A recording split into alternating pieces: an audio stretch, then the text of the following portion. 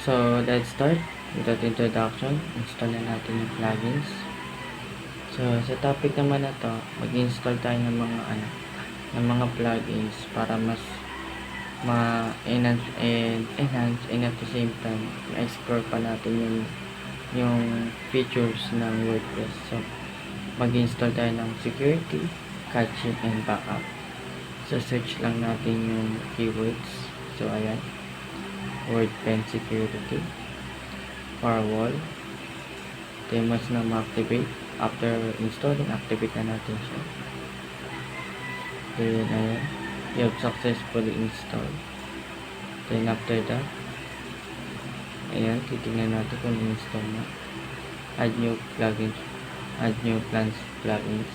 So next, ito yung keywords niya, WC for catch. So ayan. Then let's see kung na-download ulit. Add new plugins. Installation is complete. Then backup.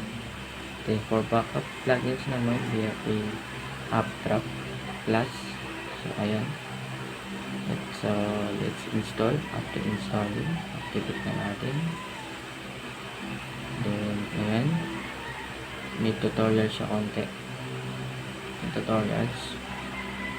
And then dito naman titignan natin kung paano natin ma-fully installation or complete setup. So first, dun sa security, we have to insert email kung saan ilalagay yung passcode o yung license key. So ayan, then fill up lang. Yung unique key na makikita mo dun sa ibibigay sa'yo sa Gmail. Then get free license. And yan. Then yung email na nilagay natin. Then of course, click the terms and policies and register. Then there you have it. Then after that, tayo na natin sa Gmail kung makikita na natin, diba? So titignan natin sa Gmail natin kung na-receive na natin yung license key. So let's head to our Gmail accounts. So ayan, then tingnan natin. And so ito yung sa ilalim yung manual installation. Then paste lang natin. Once na mag-paste natin,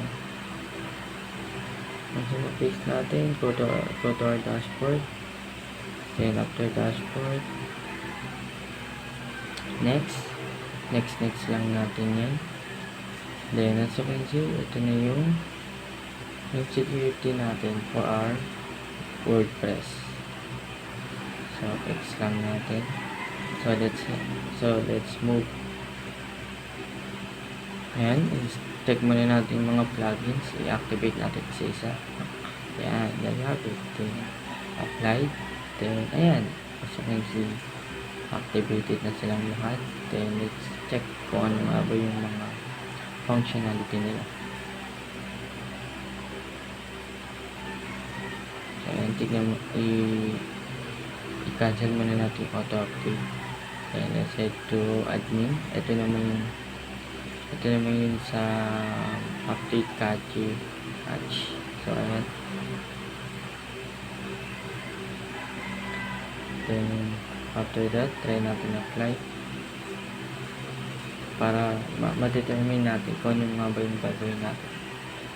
Then after activation, tignan na natin kung ano yung mga functionality nila. So ayan, nag-logout muna tayo para malaman natin sa security na plugins na download natin. So ayan, as you can see, kailangan daw meron siyang sinuggest na recommendation for security updates na kailangan daw natin yung password natin para maiwasan natin ma-hack. So, ito. Ito naman tayo sa catching. Then, update status. Once na ma-update na natin, hinihintay lang natin. So, ayan. Itetest na natin siya. Once na matest na natin, wait na mag-check. Ayan. So, as you can see, pwede rin tayo mag-delete kung yung mga temporary files na PHP. And there you have it.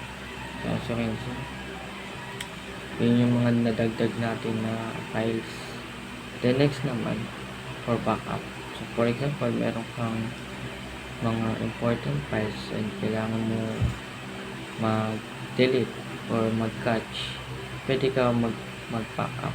Pwede kang mag-create ng backup using Android Plus. So, as you can see, create ka lang ng backup lang. So, ayan yung date natin.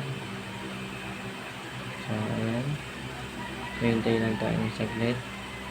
So, sobrang bilis lang naman yun. At least mga up to 1 to 2 minutes. Depende sa bilis ng internet mo.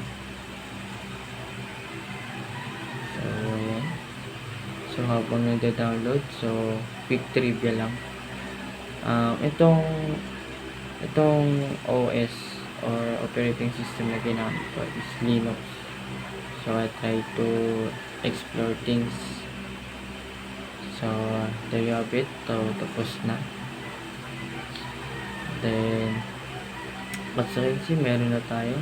Then, kapag i-review natin, so, ayun yung mga na-extract ng files para magkaroon tayo ng backup. Then, lastly, diyan tayo sa natin to insert a categories and always tags. So, alam niyo